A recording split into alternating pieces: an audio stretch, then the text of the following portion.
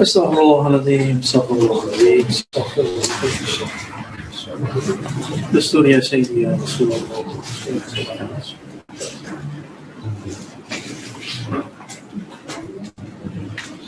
Iya, pantas. Kamera HP ya, Sohi itu betul. Ini tidak kesana, ini apa lupa.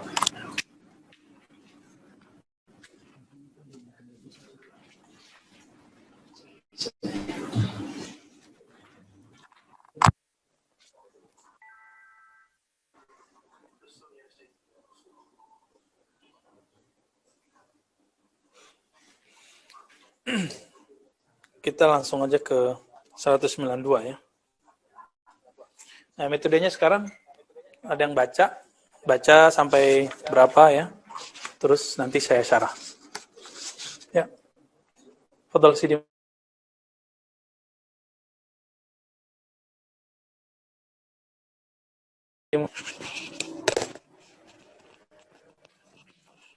Sebelumnya mari kita mulai membaca Al-Fatihah.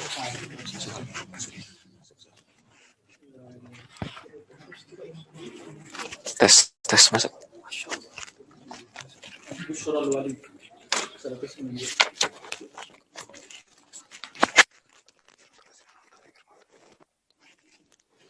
Bismillahirrahmanirrahim.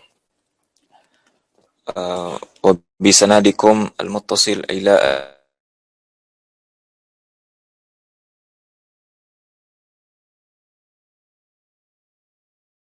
Bushra al-wali. Qala lahu qailun wa ma sifatul wali alladhi hadhihi bushrahu. Qala ihfaz alaina hatta yanqadiya ma nahnu fihi. Inna Allaha azza wa jalla khalaqa hadzal adamiyya wa lahu qalbun huwa wi'a'un li tauhidihi wa nafsun hiya wi'a'un li syahawatihi wa sadru sahatul qalbi wan nafsu wa likulli wahidin minha babun syari'un ila hadhihi sahati wa lin nafsi musyarakatun ma'al qalbi fima yaruddu ala hadhihi alqalbi fi hadha as-sadri fima yaridu ala hadha alqalbi fi hadha as-sadri fama damatin nafsu hayyatan fi ghita'i syahawati lam tu'min min an tulqa min hadithiha tidak aman lam ta'man min an tulqa min hadithiha fil qalbi kay ya'khudha bihazziha min al badani fa bin nubuwati in kashafa al ghita'u wa lam yabqa hunaka syai'un yahtajibu famatatin nafsu wa hayyal qalbu fa in bushirat bin najati lam yakun hunaka nafsun tadiqu wa tadurru wa tastabiddu wal awliya'u alladhina akhadhu min ajza'in nubuwati akbaraha wa humul muhaddathuna qad qarubu minal anbiya'i mahallan fa in bushiru bin najati lam yakun hunaka nafsun tadiqu wa tadurru wa tastabiddu amma alladhi muni'u al-bushra nazran lahum famin ajli ma baqiya alaihi min hayati anfusihim likai yuqhiru hadzal khatar al-azima alladhi rakabu ahwalahu wa huwa hadha alladhi yabqa fi nufusihim fa idza rufi'a dzalika anhum wa rufi'a an qulubihim hijabul bahai wal majdi wal bahjati wal jamali fa taraddadat qulubuhum fi mulkil muluki wa tara'a lahum min azimi rahmatihi wa si'ati maghfiratihi wa lahazu izzahu wa jalalahu wa judahu ashu fi kunufihi fi kanfihi mutabassitina ilaihi.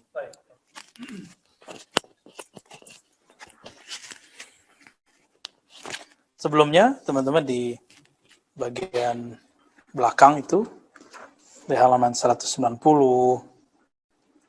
191 ya. Beliau bercerita tentang pencirian-pencirian lain dari seorang wali. Mungkinkah wali itu sul khotimah? Ya, lalu kemudian dijawab. Ya.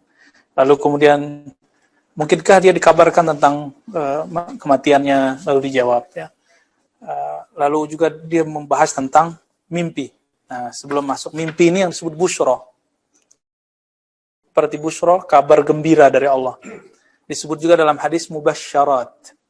Setiap wali mesti punya mubasyarat. Bisa mimpi, bisa ilham. Ya. Coba kita lihat ya. Di halaman 191, walaupun tadi belum dibaca, ini biar nyambung dengan yang dibaca tadi. Kalau di dalam Al-Quran, surat Yunus ayat 64, ada ayat lahumul busyra fil hayatid dunya. Bagi para wali itu ada busyra, ada kabar gembira di saat kapan? Di masa masih hidup di dunia. Ahli tafsir menyebutkan busyra itu surga apa, itu sebenarnya ikhtilaf. Tapi kita kenapa mengatakan busyra itu salah satunya mimpi, begitu juga ilham. Jadi bukan surga. Kenapa? Kalau surga disebutkan di kalimat setelahnya wa fil akhirah, dan di akhirat, berarti ada busyra di dunia, ada busyra di akhirat surga. Kalau di dunia apa? Maka nahnu nata'akkad, kita menguatkan bahwa al-busyra itu maknanya adalah mimpi atau ilham. Dalilnya ada ya. Beliau sendiri berikan dari Abu Darda, sa'altu anha Rasulullah sallallahu alaihi wasallam. Kata Abu Darda, aku menanyakan perihal ayat ini, busyra, kabar gembira itu apa sih wahai Rasulullah? Apa kata Nabi? Ma sa'alani anha ahlun. Tidak ada orang yang nanya tentang ini kepadaku wahai Abu Darda. Nah, ini cara Nabi mengangkat muridnya. Fatilkal busyra hiya ar-ru'ya as-salihah yaraha al-'abdu aw tura lahu.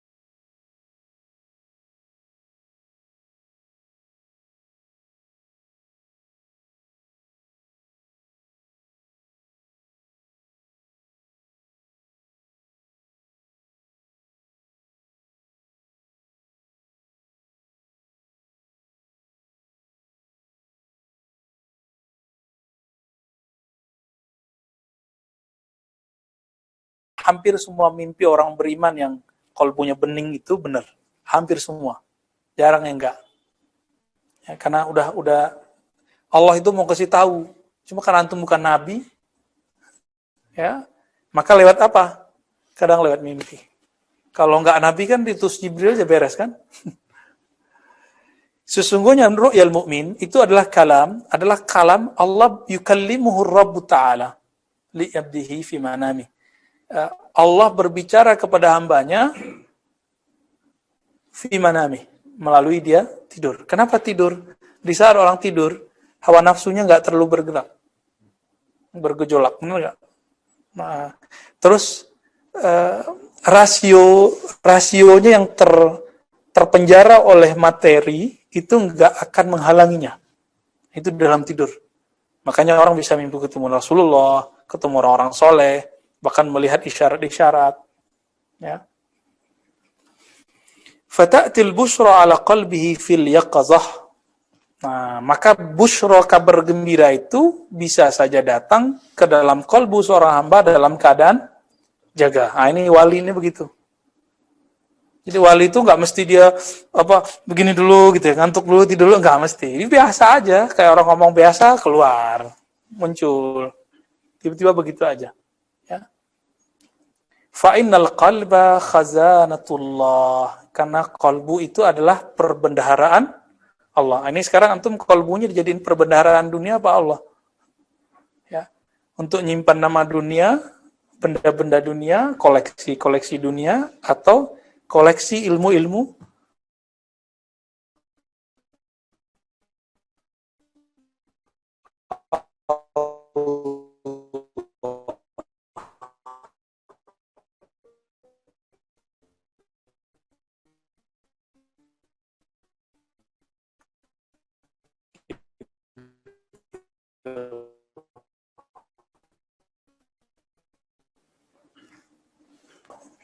ilallah ta'ala fi manami. Gerak menuju Allah subhanahu wa ta'ala. Sujud di bawah arsy. Ini kalau wali. Baitul Ma'mur, Sidratul Muntaha itu di bawah arsy.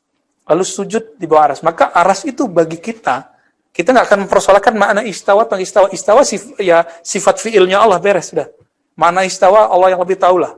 Nah, istawa bagi kita ya itu simbol dari keaziman Allah Subhanahu wa taala. Maka disebut yasjud lahu tahtal arsy. Berarti ada Ka'bah lain selain Ka'bah di bumi.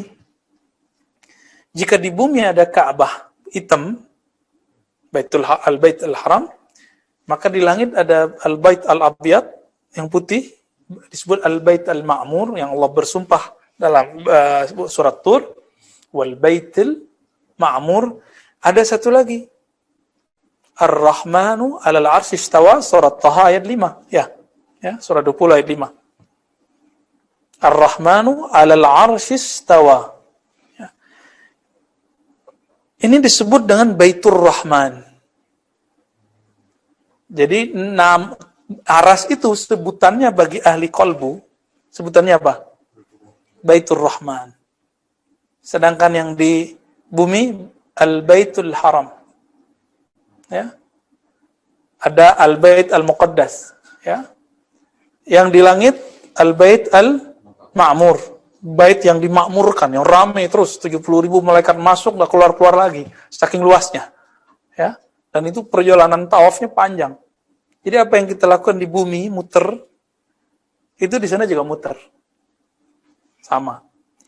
Tapi di Baitur Rahman berputarnya bukan seperti itu, tapi dengan sujud.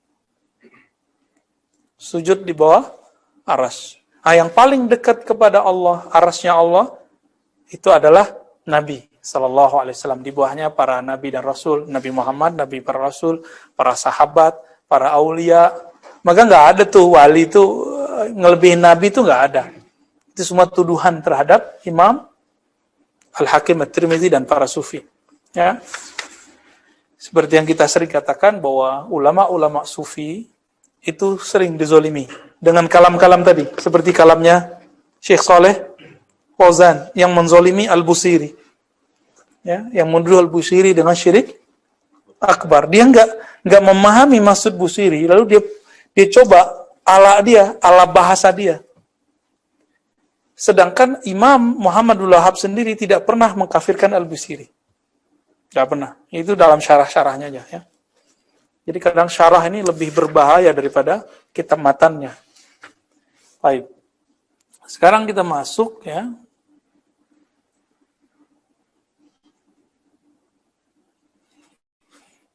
Ke Busyral Wali tadi yang dibaca Sidi Musa. Jadi apa sifat al-wali yang mana kabar gembira yang masuk ke dalam dirinya berupa ilham tadi. Ilham ataupun mimpi. Kata beliau, ihfaz alaina hatta inqadiman fihi. Coba kamu perhatiin ini ya. Allah itu menjadikan kita, itu ada beberapa dimensi di dalam diri kita. Pertama, kata beliau, qalbun. Qalbu. Di qalbu ada wi'a'ul litauhidih. Qalbu itu adalah wi'a. Apa arti terjemahan wi'a? Bejana atau wadah.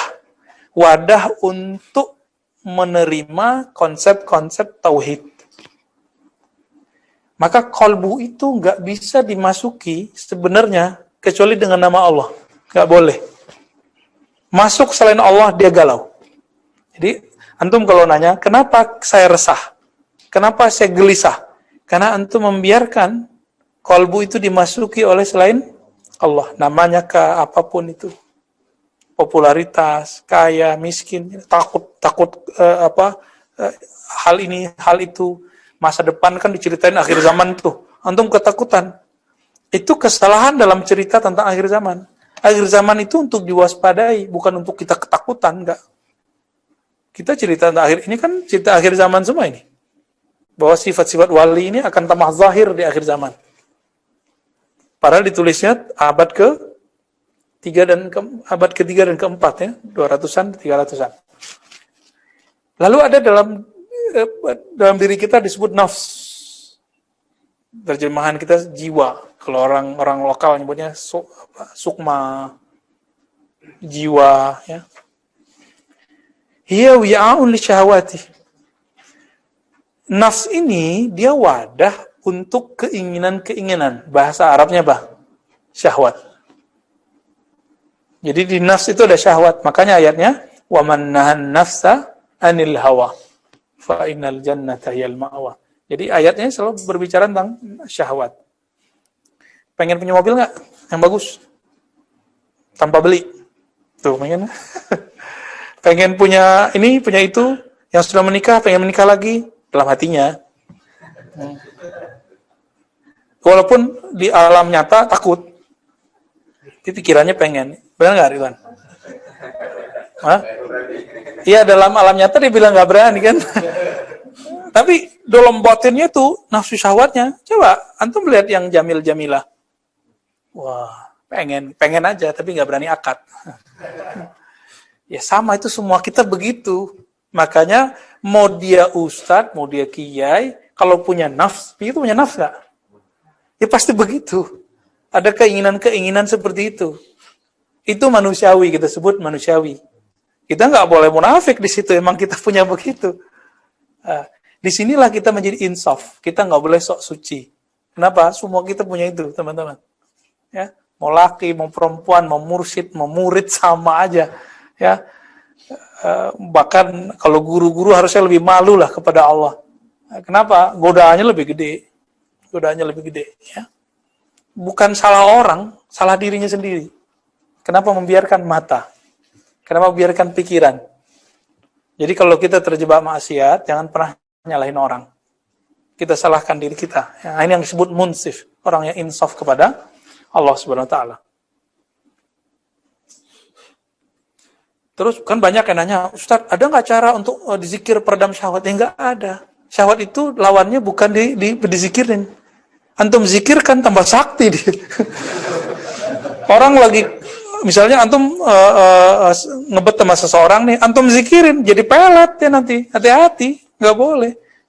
Maka syahwat itu dilawan. Pengen ketemu, dilawan biar nggak ketemu, gitu. Bergejolak ya puasa. Itu cara ngelawannya. Jadi nafsu itu begitu. Dan nggak mudah, sampai mati kita berlawan sama ini. Jadi nafsu itu sampai mati, nggak akan beres-beres. Maka kalaupun kita tobat hari ini, bukan berarti besok terjamin. Ini yang disebut tawabin. Setiap hari dia berniat tobat. Ya Allah, kalau besok aku terjebak lagi, tolong bantu aku tobat. Kalau kita nggak diilhami Allah tobat, bisa tobat nggak? Ya bisa. Inilah doa Imam Syazili dalam Hizb Nur. Nanti kita di kumpulan Hizb kita mau tambahkan namanya Hizb An-Nur. Nah, Hizb An-Nur pendek. Dia kayak Hizb Bahar pendek. Cuma munajatnya sudah bisa menjadi gerbang antum masuk ke Hizbul Bar. Hizb yang besar. Hizbul Kabir. Ya, di situ tahapan-tahapan rohani lebih naik lagi. Cuma kalau nggak paham bahasa Arab, tidak dianjurkan baca. Harus baca yang ada terjemahannya. Kalau nggak baca yang ada terjemahannya, la ma'na lak. Ya. Nggak ada maknanya. Nah, itu sebabnya hizib surat yang paling bagus, hizib yang ada Qur'annya, yang ada hadisnya. Jadi paham nggak paham dapat pahala kita gitu. Ya mentok-mentok Quran kan puncak dari semua wirid itu zikir adalah Quran. Kita nggak akan membenturkan zikir dengan Quran. Ya zikir itu Quran, Quran itu zikir sama. Bedanya, zikir itu ada kaifiatnya untuk menerapkan isi Quran. Tapi zikir itu bagian dari Al-Quran. Baik. Nah, itu nafs. Nah, lalu ada yang disebut sadr. Sadr itu sahatul qalbi wan nafs. Dada secara harfiah, tapi sadr ini bukan artinya dada ya. Dada ini cuma ya zahirnya, tapi sadar udah jadi bahasa kita, kesadaran. Nah, kesadaran kita ini dia bisa melingkupi dua sekaligus. Kolbu dan nafs. Berarti dalam diri kita bukan satu hal loh. Dalam diri kita ada banyak hal. Ya. Walikulli wahidin minha babun syari'un ila hadhihi saha. Ya. Nah, setiap dari kolbu dan nafs itu punya akses lewat sadar. Walin nafsi musyarakatun ma'al qalbi fima yaridu ala hadzal qalbi fi hadzal sadar. Karena dia sama-sama dalam lingkupan kesadaran kita, maka jika ada masuk suatu ilham, satu bisikan, satu gerak, satu ilham, apapun, maka kolbu dan nafs sama-sama dapat.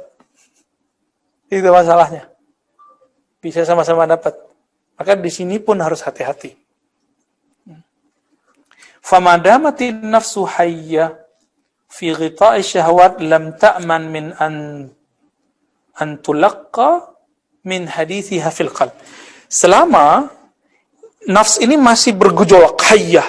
Hayyah ini kan bisa berarti hidup, bisa berarti seperti ular. Hidup bergejolak, maka dalam apa? Dalam baju syahwatnya. Masih ngikutin syahwatnya. Maka tidak akan aman seseorang ketika mendapatkan ilham. Masuk ilham ke dalam dirinya, masuk mimpi ke dalam dirinya, nafsnya belum diberesin sebelum tidur. Sebelum tidur aja nih. Jadi kita nggak mungkin bersih setiap hari, setiap saat. Maka kita ambil time-time yang kira-kira Allah bisa jaga kita di situ. Nah, di saat-saat itu, insya Allah ketika masuk busyra tadi, kabar gembira dari Allah itu, pasti maknanya benar. Tapi jika nafs belum dibereskan, dia jadi benar nggak? Nggak. Makanya, ya, bahkan kadang-kadang dipelesetin. Kasyaf, yang tadinya kasyaf untuk melihat keajaiban ilmu Allah, berubah menjadi kasyfu auratin nas. Kasyaf menyingkap aibnya manusia. Benar nggak? Ya, orang yang mampu baca kitab, mencoba untuk menyingkap aurat ustadz fulan. Jadi dia ngaji itu nulis buku, niatnya bukan karena Allah, tapi ingin menghantam orang gitu. Nah, kita minta ampun kepada Allah jika itu terbersit dalam diri kita. Ya, semoga Allah lindungi. Ya, nggak ada manfaatnya begitu, karena al-ilmu lillah, ilmu milik Allah. Ya. Jadi kenapa antum ini? Kan kita nih sama nih, ilham turun ini kan sama, set gitu, sama kan? Orang yang punya kolbu itu pasti bisa merasakannya. Cuma ada yang bisa membaca, menerima dengan baik, ada yang enggak, karena nafs. Ya, jiwanya bergejolak, jiwanya masih belum stabil. Itu sebabnya di halaqah kita ada zikir namanya latifah. Dimulai dari zikir kolbu. Ya, zikir kolbu dulu. Dihantam dulu 5.000. Kok 5.000? Ya itu cara latihan aja. Kalau orang yang pemula ya 1.000 lah, 1.000 dibagi-bagi. Ada sholat 200, kan bentar doang tuh. Paling cuma 5 menit, paling lama. Terus bertahap 2.000, bertahap 3.000, terus jadi 5.000. Bertahap. Kolbunya dihantam terus.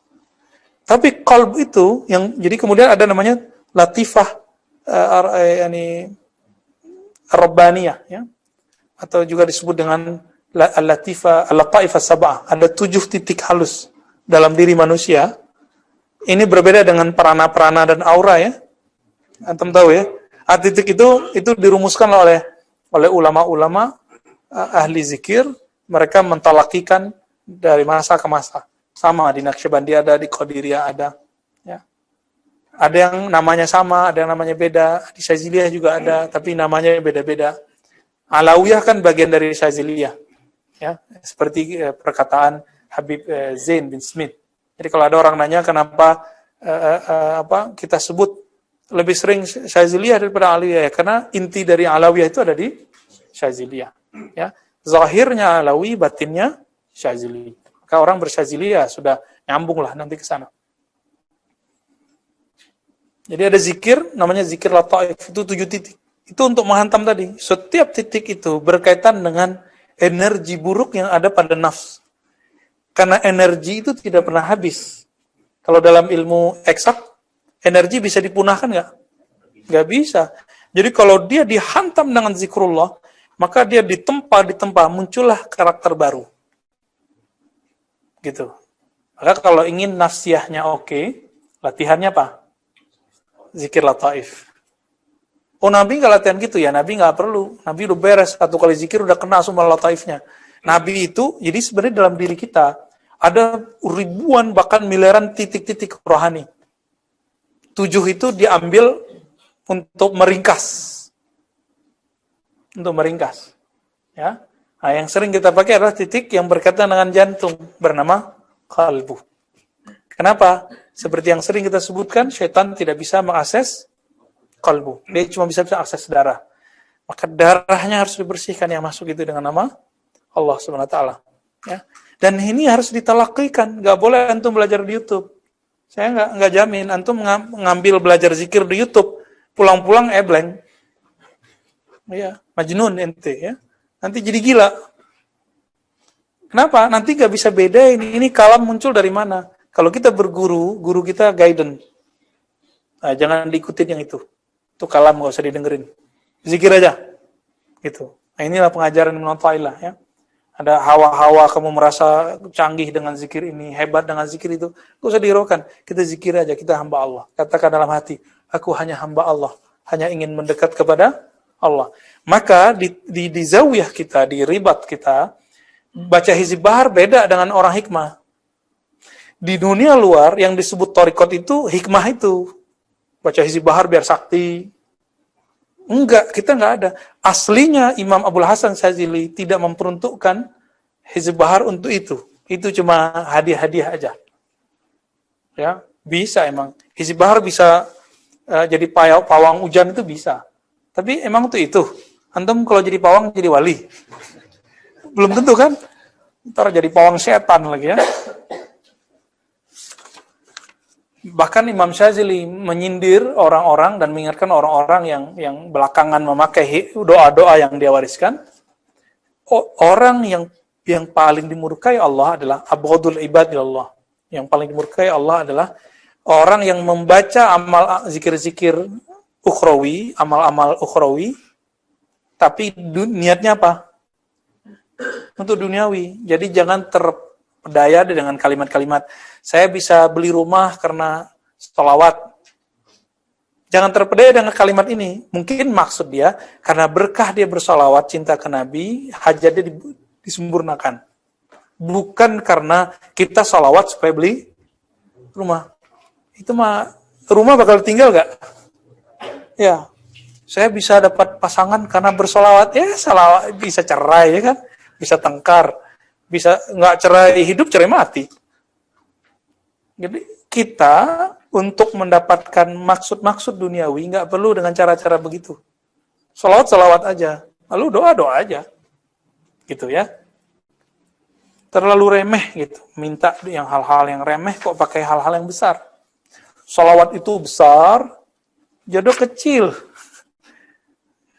Kecil apa besar? Kecil sebenarnya. Beraninya yang kurang. Yang mujib ya. Kurang berani.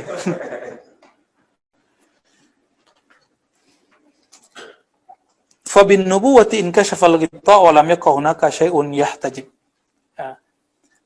Dengan cahaya kenabian, dengan ajaran kenabian, maka akan tersingkaplah ghita. Apa arti ghita? Tutupan. Wa lam yakun hunaka syai'un yahtajib. Maka enggak tersisa lagi sesuatu yang menghijab. Apa itu? An-nafs. Famatatin nafsu wahayyat qalbu. maka menjadi off lah, menjadi pasif lah si kolbu, jadi nggak diartikan mati ya, nafs nggak boleh dibunuh. Mata di situ artinya nafsnya menjadi dapat dikendalikan, lalu yang menang, yang hidup adalah kolbu. Dan saya dalam pengalaman ini, zikir lataif yang 7 itu diisi, itu paling cepat untuk menetralkan jiwa kita, paling cepat. Antum jangan coba sendiri, tolong cari ahlinya. Dimulai dari kolbu dulu, jangan minta yang 7 dulu. Pelan-pelan ya, yang di kolbu, nanti ada namanya ruh, ada namanya sir, ada namanya khafi. Ya, di Quran kan ada ya'lamus sirra wa akhfa. Di Quran enggak disebutkan di mana tempatnya, ulama kita melihat tempatnya di sini. Gitu, mereka menemukannya. Itu masuk ke bab tafsir ya. Nah, siapa yang mengambil dari nur Nabi itu? Al-muhadditsun ya. Nah, mereka mengambil dari warisan kenabian itu akbaraha, diambil yang paling besar. Qad qarubu minal anbiya'i mahalla. Jadi mereka itu dengan para nabi itu dekat sekali makomnya memang. Jadi para wali itu emang nggak jauh-jauh makomnya dari nabi, nggak boleh jauh. Tapi untuk mencapai ke sana itu ya lumayan. Nabi Muhammad SAW untuk mengendalikan nafsnya apa yang beliau lakukan? Beliau berkhalwat di Gua Hira. Ya, karena Islam sudah oke, akidah sudah benar, ya, maka beliau mengabadikannya dalam bentuk itikaf. Itikaf yang versi Nabi. Nah, sekarang kan itikaf pindah tempat tidur. Itikaf itu pindah tempat ngobrol. Pindah tempat debat dan diskusi. Paling-paling malam-malam baca Quran jamaatan atau sholat berjamaah tambahan 1 juz 2 juz, ya itu mah terlalu biasa ya, terlalu biasa. Yang harus dihantam itu adalah qalbunya dulu. Orang sekarang orientasinya pahala, tapi mereka kurang mengenal siapa yang memberi pahala. Kenali dulu siapa yang beri pahala. Ini kan kasus juga nih ya, di Padang. Ada bapak-bapak, kepala sekolah, maksa, yang non-muslim, pakai jilbab. Gimana tuh? Kan pengen menerapkan syariat, tapi kita tanya, syariat yang mana yang begitu? Ada nggak syariat Islam maksain non-muslim pakai jilbab? Kan nggak ada. Nah ini, kesalahan pemahaman ini kemudian sering dianggap islami. Jadi kalau nentang ini dianggap islami. Menentang ini dianggap menentang Islam. Tolong dibedakan Islam dengan cara berislam. Islam selalu benar, tapi cara berislam belum tentu benar ya. Dalilnya inna dina indallahil Islam. Din di sisi Allah ya Islam. Maka selalu benar. Tapi pemahaman kita belum tentu benar ya. Baik. Fa in busyiru bin najati lam yakun hunaka nafsun tadiq wa tadur wa tastabit. Nah, ini orang nanya. Wali kalau dikabarin dia masuk surga, itu bikin dia malas-malasan nggak ntar taatnya? Dijawab, wali kalau dikabarin begitu, pasti nafsnya sudah beres. Ya, siapa itu? Abu Bakar, Umar, Utsman, Ali, dan sahabat yang disebut mubasysyaruna bil jannah, yang dikabarkan masuk surga. Antum coba lihat, Umar kalau salah 40 hari 40 malam nggak tidur. Gimana tuh? Abu Bakar belum kepikiran sama orang untuk memberikan harta ke Nabi, dia langsung ngasih harta semuanya ke Nabi. Umar bawa harta separuh asetnya. Dia berpikir, ini Abu Bakar pasti nggak punya nih. Pasti dia nggak bawa semua nih. Ketika masuk masjid, ternyata Abu Bakar udah bawa semua asetnya. Apa kata Umar? Ente emang nggak bisa dilawan Abu Bakar. Kira-kira begitu. Jadi Abu Bakar udah beres. Cinta kita sama harta itu. Udah beres sama mereka. Utsman, Ali, udah nggak ada masalah sama mereka. Ya. Jadi mereka setiap kali dikabarkan hal-hal begini, bukannya malah nafsunya tambah males, justru nafsunya tambah jiwanya tuh tambah semangat beribadah kepada Allah Subhanahu wa taala. Coba lihat Nabi kata Aisyah, engkau sudah dijamin diampuni sebelum, saat ini, dan nanti. Tapi apa yang dilakukan Nabi? Ya, afalan akuna abdan syakura. Maka seorang hamba kalau sudah sampai di taraf busyra, dia diberi kabar, dia ibadahnya nggak cari pahala lagi. Dia ibadahnya cuma tasyakkuran ilallah. Beri terima kasih kehadirat Allah Subhanahu wa taala. Ini makomatnya mereka. Itu pasti wali. Tapi kalau ngomongin pahala nggak apa-apa, berarti wali umum, orang awam. Baik. Nah, amal ladzina mana'ul busyra, boleh bisa dibaca muni'al busyra. Adapun orang-orang yang terhalang dari busyra itu, famin ajli ma baqiya alaihi min hayati anfusihim. Itu karena nafsiyah mereka. Makanya thariqat itu juga dibagi dua, ada thariqat nafsiyah, ada thariqat ruhiyah. Antara nafsiyah dan ruhiyah itu adalah thariqat qalbiyah. Nah, kebanyakan thariqat itu di qalbiyah. Yang antum kenal belakangan di dunia perzikiran, baca salawat nariyah biar dapat ini, salawat asyghil zalimin biar ngalahin musuh, salawat biar kelihatan keren, itu kan, itu ada kan? Itu namanya thariqat nafsiyah murni. Dan ini bukan bagian dari ajaran tasawuf. Itu hanya makanan untuk orang awam. Contohnya gini nih, kita punya anak kecil, Dek, kamu basah ya, ntar dikasih hadiah. Hadiahnya apa? Handphone baru, yang banyak game-nya. Semangat dia, karena mau dapat handphone nggak? Udah nggak ya, kenapa? Karena nafsiyah childish. Jadi nafsiyah itu berarti kan kekanak-kanakan jiwanya. Ya, maju sini aja. Di sini. Ya, tempat kita baru segede ini. Fadal.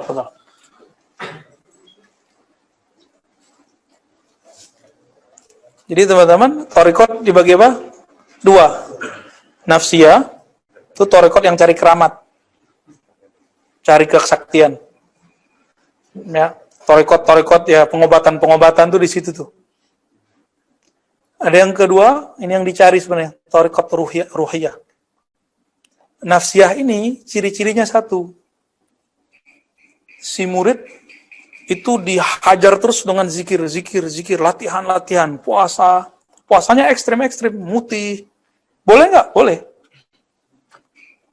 Syukur-syukur bisa naik ke thariqah qalbiyah. Ya, semacam transit lah antara thariqat nafsiyah dengan ruhiyah. Kalau sudah sampai di qalbiyah, orang nggak pengen cari sakti lagi. Tapi orang mau cari tenang. Apa yang mau dicari di situ? Tenang. Tapi kalau masih di kolbu bisa turun lagi. Makanya orang kalau sudah masuk zikir ke dalam kolbunya, kadang-kadang masih terpedaya oleh syuhrah wal manzilah wal makanah, popularitas dan posisi. Maka dalam banyak thariqat sufi, di semua thariqat di dunia, itu ada dalam tanda kutip perebutan posisi khalifah mursyid. Antum lihat, mau thariqat apa aja sama.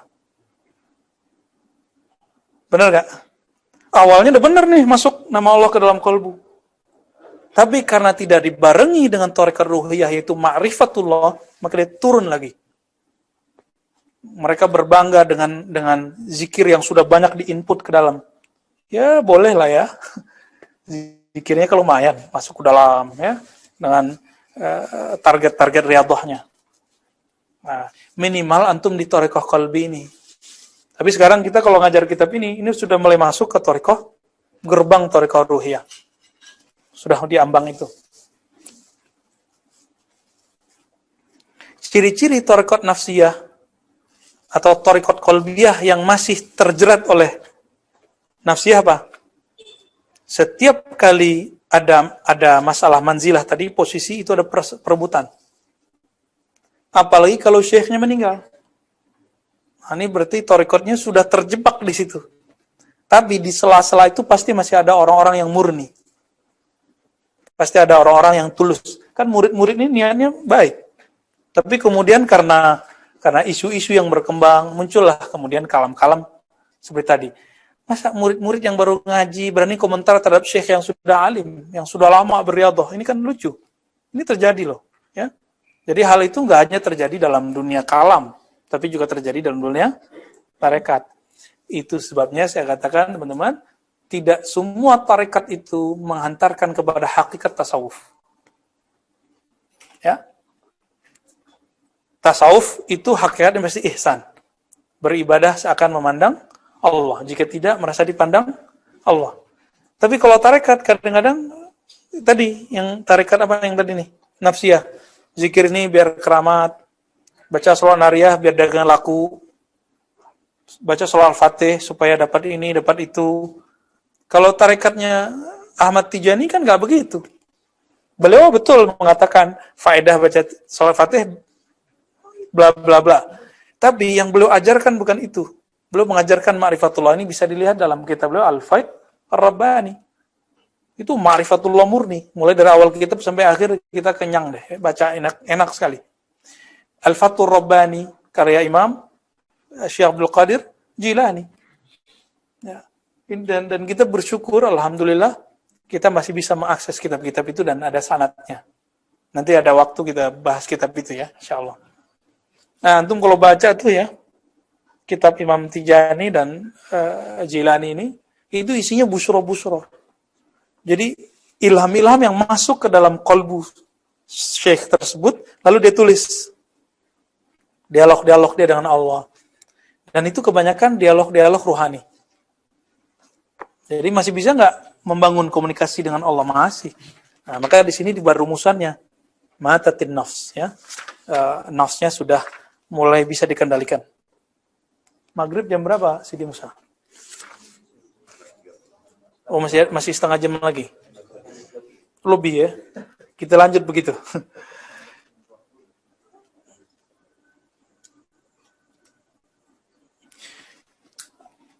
Jadi mohon maaf ya, kita ini seperti kita ini kalau berdasarkan kitab beliau, karena ini kan zaman orang nanya dalil. Mana kitabnya, mana dalilnya? Ini kitabnya. Kalau saya ngomong dalam pengalaman saya, kan nanti antum nggak percaya semua. Maka kita ambillah kitab ahli hadis, tapi dia juga muhaddas. Dia ahli hadis, mengerti hadis secara fisik, materinya, dan mengerti ilmu rohani. Dan wali di zamannya. Beliau ini mengatakan, seorang salik, ketika dia riyadhah, kalau dia jadi wali, pasti Allah angkat hijab al-baha wal majad wal bahjah wal jamal. Jadi beliau menyebutkan di situ ada 4 hijab. Bahaullah, majadullah, bahjatullah, jamalullah. Saya nggak usah syarah dulu isinya apa ya. Kalau Allah angkat itu, baru orang ini bisa berkomunikasi dengan Allah SWT.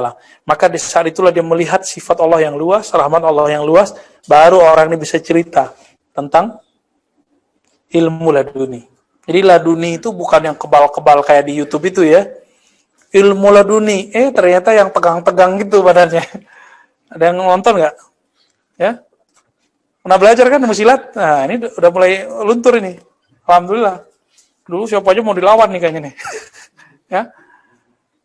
Antum kalau belajar silat itu kan itu dakwah ulama sufi dulu. Silat itu dari bahasa Arab. As-silatu ilallah. Wusul langkahnya si murid kepada Allah. Tapi sekarang silat itu berubah menjadi nafs, bukan keruh. Maka disimbolkan silat itu geraknya gerak Nabi Muhammad. Ya. Itu disimbolkan, ada gerakan-gerakannya. Bahkan di Bogor itu ada yang pakar saya ketemu waktu transit di Turki, siapa namanya, Pak Haji Jatmika kalau nggak salah ya, yang pakar bambu, yang punya rumah bambu. Nah itu beliau punya silat namanya silat hijaiyah. Jadi huruf hijaiyah itu menginspirasi gerakan silat. Itulah yang disebut ilmu zikir dalam gerak badan. Nah inilah yang disebut as-sama war-raqs. Jadi gerak sufi yang muncul dari gerakan zikir itu dia, bukan yang kemudian latihan muter-muter, kemudian ditampilkan. Bukan itu. Syekh Jalaluddin Ar-Rumi itu beliau mengajarkan zikir dulu, zikir. Udah zikir, berputar zikir, bertawaf zikir dalam kolbunya, baru kemudian dia bergerak. Maka teman-teman yang punya ahli kesenian, whirling, itu harus ditalkin zikir. Jangan hanya seni, capek badan kita. Pusing-pusing kan, puyeng-puyeng tuh. Harus belajar zikirnya. Ya. Baik, masih ada ya? Masih ada kan? Di Indonesia alhamdulillah masih ada saya lihat tuh. Dulu Ahmad Dhani aja pernah tertarik. Benar ya? Tadi ada pakar aja nih. Dan itu harus benar-benar. Kami dulu ketika belajar silat itu, emang zikir dulu, zikir yang banyak, baru kemudian disuruh turun lapangan. Bukan turun lapangan dulu, adu jotos dulu, enggak. Itu nafsiyah yang main. Sekali terbersit, saya lebih hebat, kalah langsung. Bahkan ketika latihan, jadi di salah satu silat yang kita belajar, silat zikir itu, ketika gerak muter, kan ada yang muter ke kanan, yang muter ke kiri. Ketika muter itu, dikasih rumusan, sekali 1 detik, bahkan kurang dari sekian detik, kolbumu tidak ingat Allah, pasti jatuh, benar. Set, merasa keren, kerennya gue bisa muter, jatuh. Langsung kemana-mana, nabrak orang. Ya. Nah, itu terjadi, teman-teman. Ya.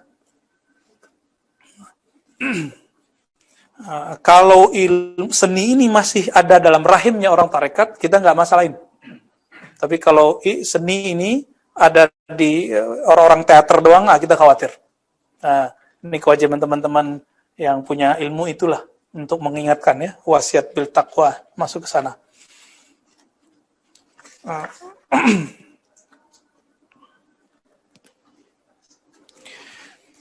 Maka busyra, teman-teman, ketika bertambah ilham-ilham rohani pada seorang wali itu, dia tidak akan menjadi jubawa istilahnya. Merasa dirinya keren. Enggak, kenapa? Nafsiyahnya sudah beres. Jiwanya sudah bisa dikendalikan. Ya.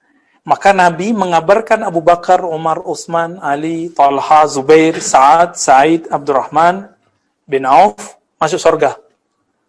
Apakah dengan begitu mereka kemudian menjadi jumawa? Kalau gitu gak usah beramal lagi? Enggak. Nabi mengabarkan kepada ahlul badar, ya'malu ma syi'tum fa innallaha qad ghafara lakum. Beramallah sesukamu, lakukan sesukamu, Allah telah ampuni kalian. Apakah mereka kemudian jadi orang yang sembarangan? Enggak. Kalaupun ada yang terjebak maksiat seperti Nuaiman, dia kemudian tobat lagi. Ada ketakutan dalam dirinya. Ya. Jadi kalau Nabi bilang Abu Bakar fil jannah, boleh nggak? Apakah itu membuat Abu Bakar lupa diri? Enggak, karena nafsiyahnya sudah selesai. Baik. Kalau sekarang ada pewaris Nabi yang bisa begitu, mungkin nggak? Mungkin juga. Cuma ada orang yang belum sampai di taraf itu, dia cuma kagum sama seorang ulama, dia bilang si ulama itu pasti masuk surga.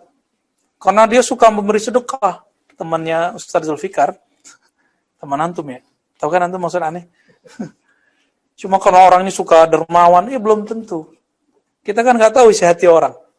Amal itu yang penting mulai dari kolbu. Kolbunya selesai, nafsnya selesai. Baru nanti amal zahirnya yang kecil jadi besar. Besar menjadi lebih besar lagi.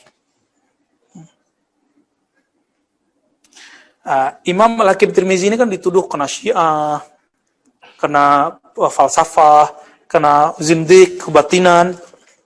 Ciri-ciri Syiah, teman-teman. Jadi gini, ada orang, setiap kali kita beda sama dia, maka kita dituduh 2 aja, liberal atau Syiah. Ini saya udah sering ulang-ulang. Benar nggak? Antum beda sama dia nih, ente Syiah. Cuma karena kita ngomong Ali karramallahu wajhah. Ali semoga Allah memuliakan wajahnya. Apalagi antum bilang, Ali alaihissalam. Weh, ente Syiah. Pasti dia ngomong gitu. Apakah begitu? Berarti dia nggak ngerti apa makna Syiah. Bahkan banyak selebaran dibagi-bagikan agama Syiah, isinya tarekat Sufi. Jadi waktu dulu saya mau baksos mahasiswa KKN, jadi ada teman-teman ini semangat cari bantuan buku, dikasihlah oleh salah satu lembaga agama Syiah judulnya. Kita cek, ya Rab, isinya apa? Tarekat Sufi. Kampung yang dia tuju, kampungnya Panji. Painan. Di situ banyak orang tarekat juga, benar nggak? Orang tarekat Naqsyabandiyah, Samaniyah, ada di situ. Dibawa kertasnya dari Ciputat. Isinya apa? Mengatakan bahwa orang-orang sufi itu pengikut Syiah. Benar nggak? Jadi dia nggak lurus, cara berpikirnya nggak lurus. Tasawuf itu bukan bab akidah. Tasawuf itu bab qalbu, ruh, akhlak. Sedangkan Syiah bab apa? Bab akidah. Jadi dua hal yang sudah berbeda. Judulnya udah salah, agama Syiah. Emang Syiah itu agama? Syiah itu firqah yang berbeda dengan Ahlus Sunnah. Udah selesai. Nanti kita kaji khusus. Sebenarnya Syiah itu bagaimana posisinya di dalam tradisi Ahlus Sunnah yang sebenarnya. Ya, kita mengkritisi Syiah, tapi kita nggak sampai kepada seperti yang mereka katakan. Ya. Nah, jadi Imam Tirmizi ini salah satu yang dituduh, ya, zindiq, tasyayyu', segala macam lah, ya, sejenis itu kalimatnya. Gimana cara bantahnya? Antum definisikan dulu Syiah itu apa?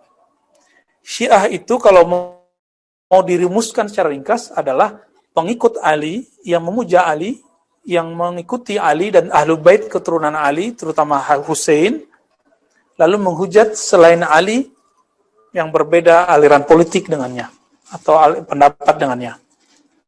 Jadi mengkritik, bukan hanya mengkritik, bahkan mengkafirkan, bahkan menganggap munafik. Paling agak ringan mereka bilang munafik. Abu Bakar munafik, kira-kira gimana? Coba kita lihat, apakah beliau bilang Abu Bakar munafik? Apakah beliau mengatakan Umar ini jahat? Kan dalam kitab Al-Kulaini dan lain-lain, kitab Syiah disebut Umar itu ajra'un nas ala Nabi. Umar itu manusia paling berani kurang ajar ke Nabi. Kata siapa? Riwayat Al-Kulaini. Kita coba lihat sini ya. Kulluhum siddiqun. Semua sahabat yang tadi 10 itu siddiq. Was-siddiq al-akbar fihim wal faruq wal mahbub wal syahid wal harari wal wasi wal amin.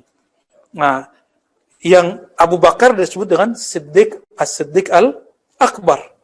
Ini tanda kalau beliau bukan Syiah, bahwa tasawuf bukan Syiah. Karena ada pembeda abadi antara tasawuf dan Syiah.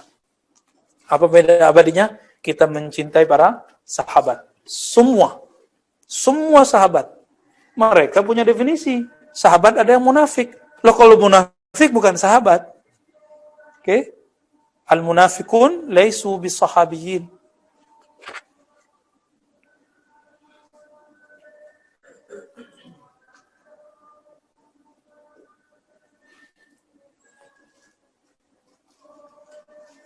Baik.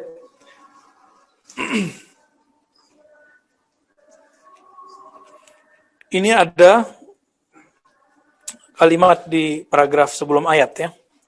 Atara annahu lam yakun fi ashabihi min al-jannah ghairu haulail asyara. Nah, selain mereka ini masih ada enggak sahabat Nabi yang ahli surga? Kalau saya katakan semua sahabat Nabi ahlul jannah. Cuma mereka beda maqamat. Yang paling dekat ke yang 10 siapa? 313 Ahlul Badar. Dan kita udah sering katakan Ahlul Badar itu sebenarnya itu kalau hidup di zaman para nabi, mereka mungkin nabi. Tapi karena tidak ada lagi nabi bersama Rasulullah, tidak ada lagi nabi setelah Nabi Muhammad SAW, maka Ahlul Badar cuma jadi wali. Dan jumlah mereka tidak akan berkurang sampai akhir zaman. Jadi meninggal, nanti muncul lagi, meninggal, diwariskan lagi, meninggal, diwariskan, begitulah terus. Jadi antum, kita bersedih ulama habaib banyak meninggal, tapi nggak usah bersedih. Emang begitulah akhir zaman. Sebelum akhir zaman nanti banyak, ini kan banyak lagi ulama meninggal habis ini. Ya, ini udah berapa nih dari kemarin? Terus, nggak akan berhenti ini. Jadi jangan berpikir virus ini berhenti. Antum ngayal itu. Ya. Virus ini ya begitu-gitu aja udah. Ya katanya berhenti mutasi. Maka jangan hidup dalam ketakutan. Kita harus wake up, ya. Kita harus bangun. Gimana bangunnya? Sekarang bangun imun dalam diri sendiri, husnuzon kepada Allah Subhanahu wa taala. Takdir enggak virus ini? Antum percaya takdir? Takdir itu kalau dipercaya babnya sama dengan ridho. Udah ridho belum dengan takdir ini? Ya, jangan kemudian seperti yang bahlul mengatakan bahwa virus ini hanya mengenai orang munafik. Emang virus bisa ngomong, lu munafik, gue kejar ya. Munafik sini. Gak bisa begitu. Ya, gak ada ceritanya begitu. Ya, virus masuk masjid, masuk mana, dia nggak nanya dulu, langsung aja main serobot. Cuma kita berdoa, kan Nabi mengatakan yang baca Bismillahirrahmanirrahim la yadurru ma'asmihi syai'un fil ardi wala fis samai samil alim 3 kali pagi, 3 kali sore, Allah jaga. Nah, kita pakai. Mungkin udah kena ke badan kita, tapi semoga nggak berefek. Ya kalau ngikutin versi WHO, OTG semua nih antum nih. Ya nggak kena di rapid test, kemudian di antigen, karena apalagi swab, aduh repot dah ya. Udahlah, kita harus backup, kita harus membuat metode baru. Maka ada ribat cuma sekali yang offline, selebihnya online. Silakan diikuti ya, silakan diikuti itu.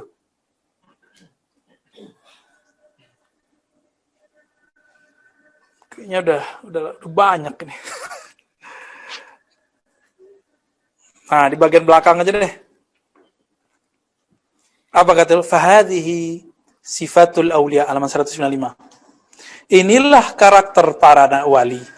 Wa hadza sya'nuhum fi zahir. Inilah karakter mereka pada zahirnya. Jadi yang zahir yang kita sebutkan kemarin berapa jumlahnya Sidi Musa? 9. Lalu ilmu yang mereka punya berapa? 4. Masih ingat semua yang baru datang nih? Jadi ada orang ngaku Mahdi. Cek aja dia punya nggak ilmu yang 4 itu. Ya, nanti cek ya kajian kita yang sebelumnya.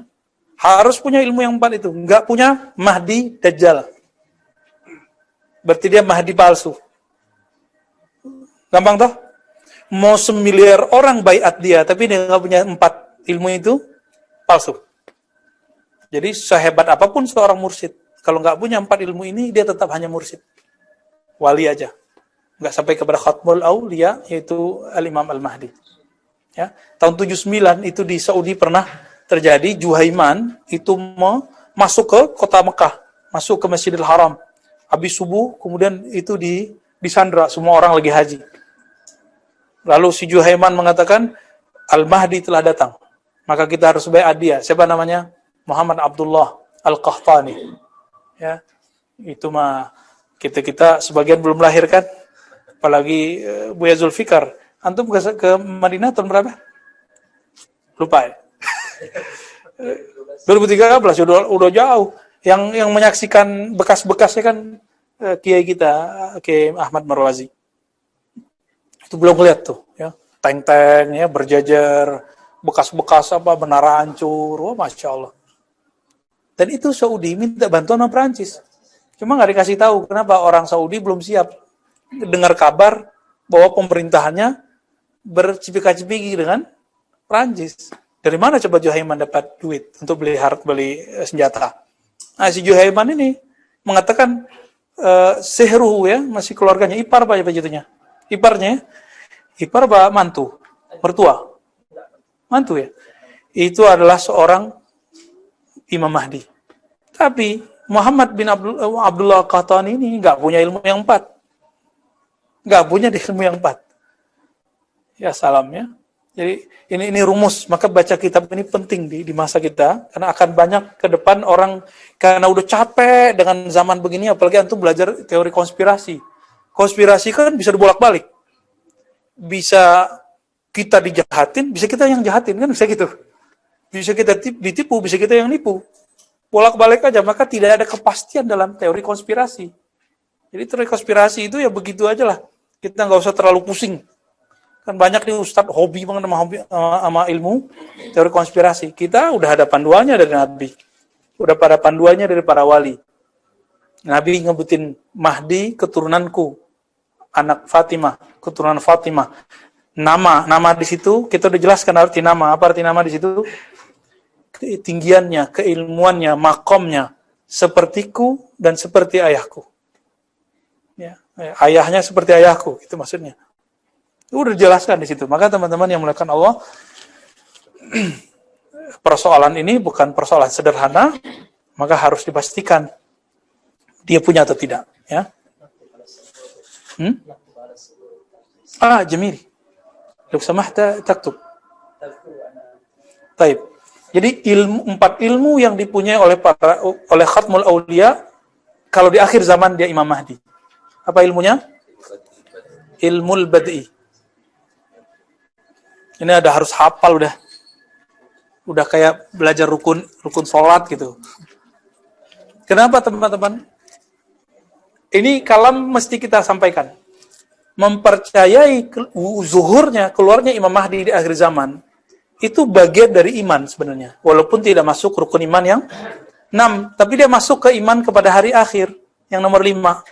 Di-include di situ. Gitu ya. Jadi jangan kemudian meragukan lagi. Saya sudah hakul yakin, bahkan kamalul yakin, Imam Mahdi itu ada. Ya. Bukan ini khurafat, enggak. Dalil-dalilnya udah jelas dan kejadiannya sudah jelas. Kan ciri-cirinya sudah banyak orang ngaku Al-Mahdi. Tapi bukan Al-Muntazor dia, Al-Muntajor. Ya. Yang pertama, ilmu Khatmul Aulia atau Al-Mahdi di akhir zaman. Ilmu Khatmul Aulia atau Al-Imam Al-Mahdi. 1.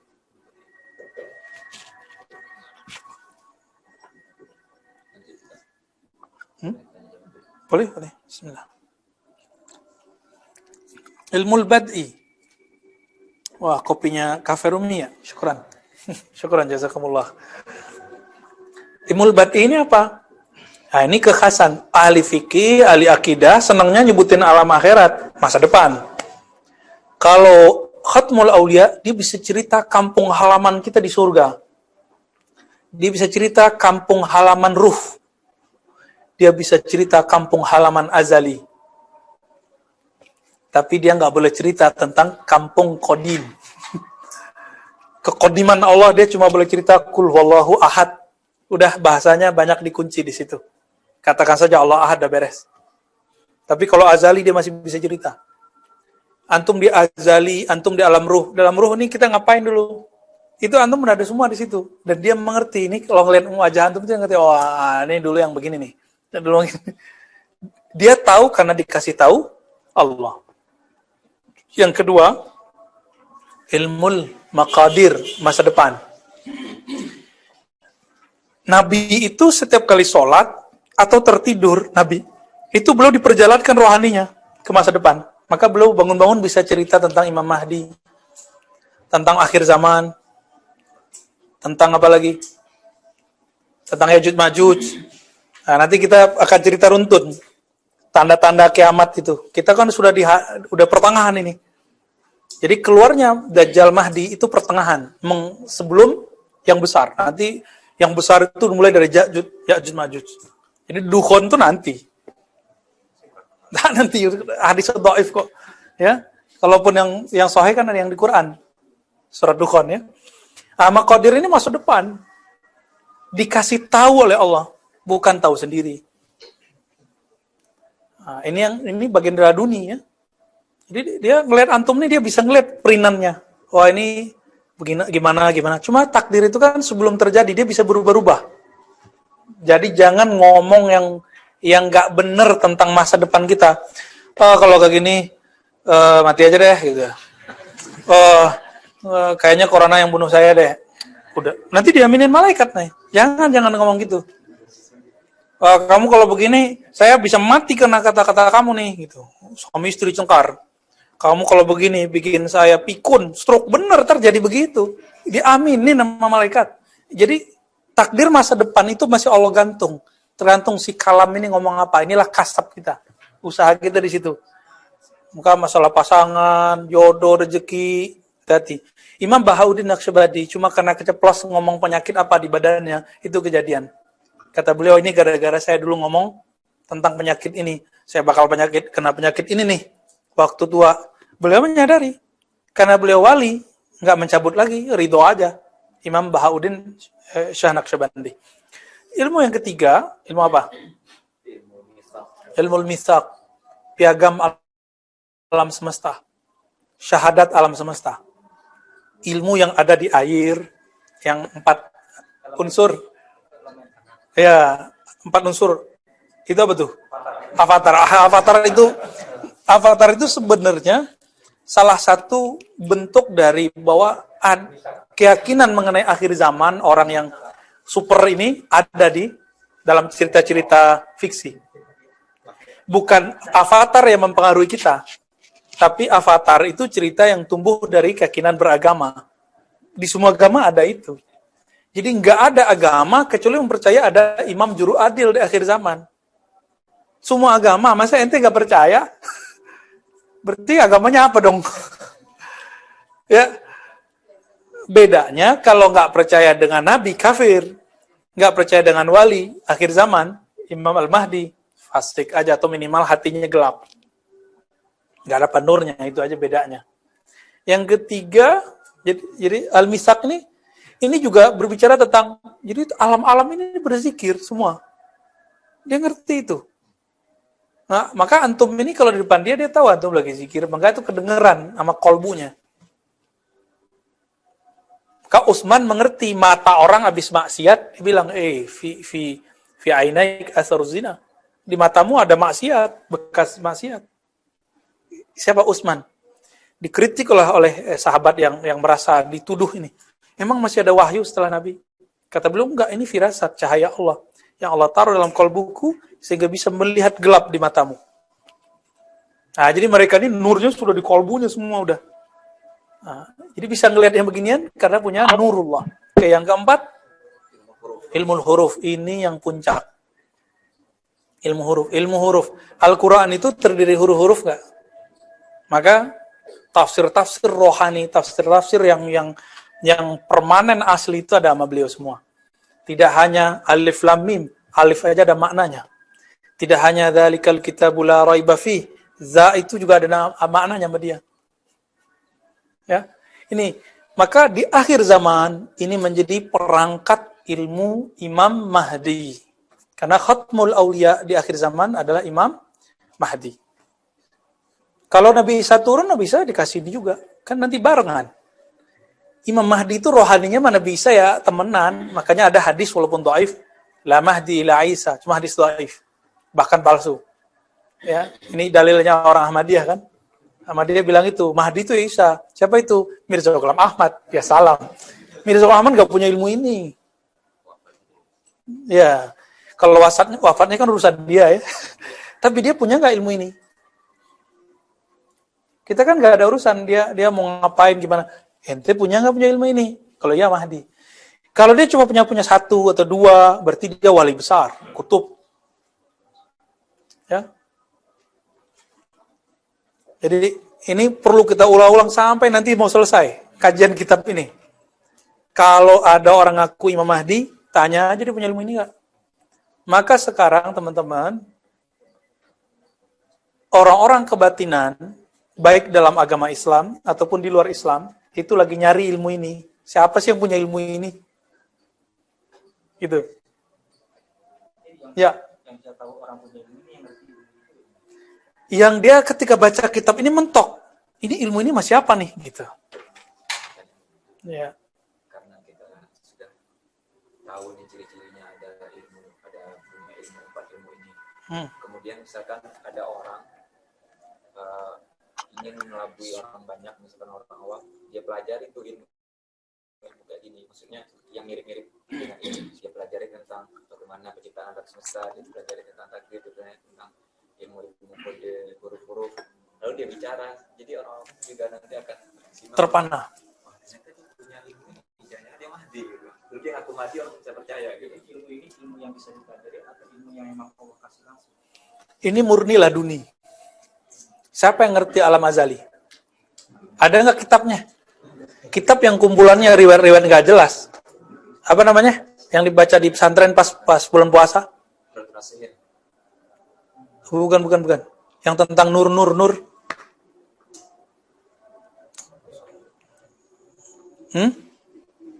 Itu kita khatam tuh dulu bacanya. Apa? Yang tentang Nur Muhammad. Hah? Sirul Asror, ini salah satunya. Ada yang lain. Itu mentok di Nur Muhammad. Ilmunya mentok di Nur Muhammad.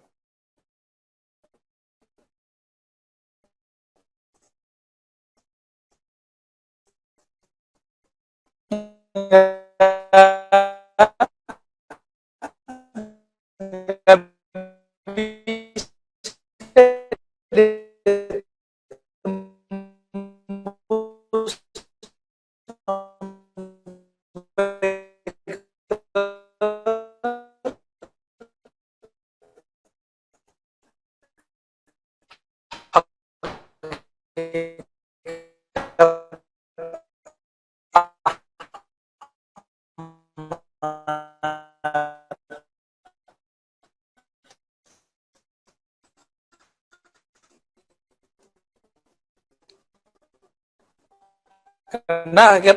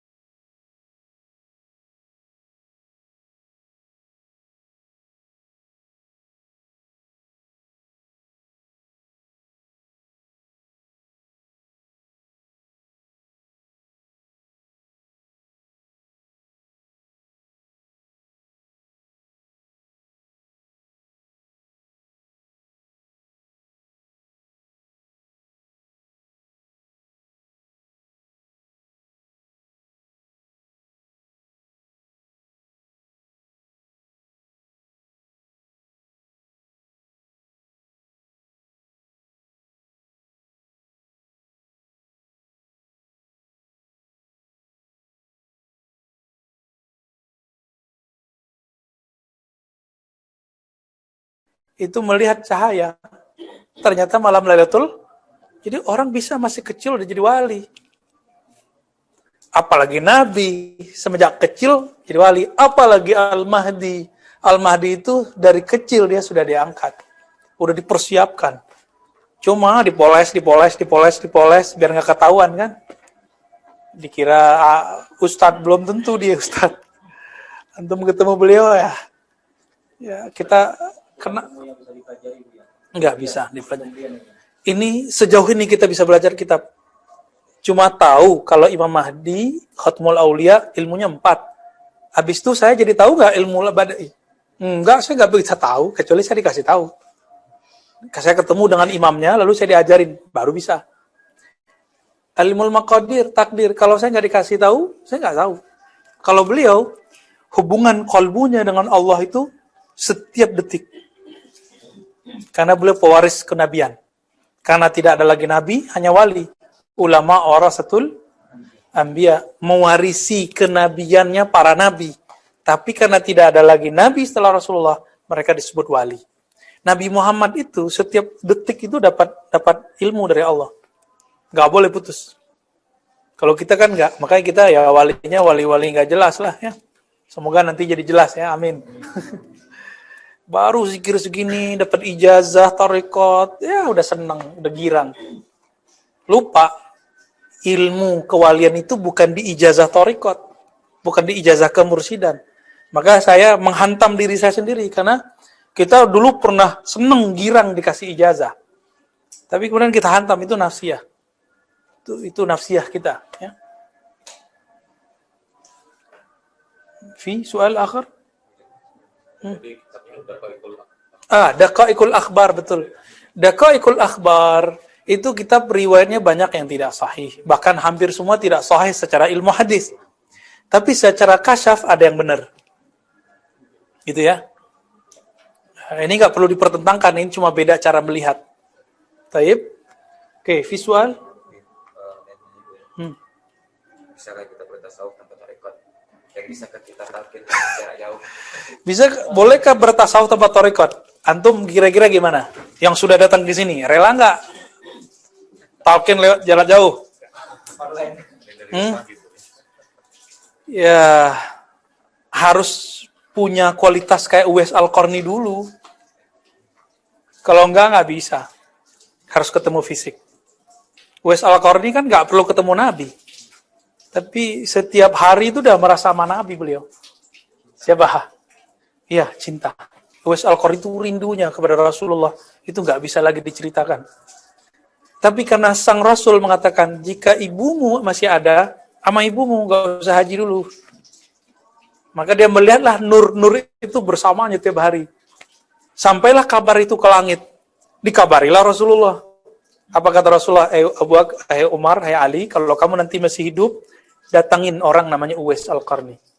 Jadi namanya nggak terkenal di masa Rasulullah di Madinah, tapi dikenal di langit. Allahu Akbar. Apa itu? Dia mengerti inti dari ajaran Nabi. Ajaran Nabi itu bukan formalitas, normatif. Apakah ini pahala? Bukan. Ketika ada yang lebih penting dari suatu amalan fisik, maka dia ambil yang penting. Lebih penting merawat ibu, orang tua atau pergi haji, menikmati tawaf. Kalau ada ibu ngomong gini, kamu pergi haji, ibu hijrah hari ini, yang membentak orang tuanya cuma karena beda faham, ya.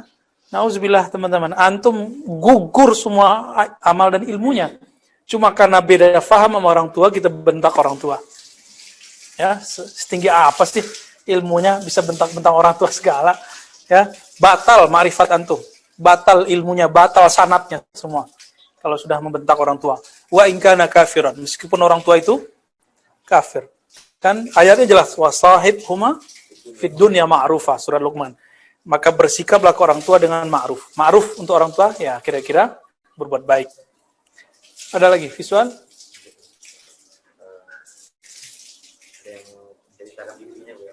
Wah, kalau mimpi nanti aja. Itu rahasia antum deh ya, jangan diceritakan. Oh ya. Namanya disamarkan aja ya. Boleh disebut. Contoh. Dia bermimpi memulai pembelajaran di kelas, ternyata muridnya adalah para nabi. Apa dia? Iya. Mimpi. Jadi mulai ngajar. Pelajaran. Dia jadi murid. Ternyata nabi-nabi, gitu ya. Ini teman-teman, ruh-ruh para wali itu, kalau hidup di zaman para nabi, mereka itu nabi. Jadi chipnya wali-wali itu, chipnya kenabian. Tapi karena setelah Rasulullah, la nabiyya ba'di, ingat itu. Tidak ada nabi setelah Nabi Muhammad, maka tidak ada wali yang berpangkat nabi. Nabi Isa nih turun, tetap saja walaupun lo nabi, pangkatnya khatmul aulia. Pangkatnya khatmul aulia, tapi beliau nabi. Tidak membatalkan kenabiannya, cuma kenabiannya tidak berlaku kepada umat Nabi Muhammad SAW. Ya, sudah azan ya? Kita cukup dulu deh. Oke, kita cukup dulu. Nanti kita lanjut tanya jawabnya dan beberapa hal ba'da maghrib. Insya Allah kita sholat dan baca ratibul haddad. Wassalamualaikum warahmatullahi wabarakatuh. Subhanakallahumma wa bihamdika. Asyhadu an la ilaha illa anta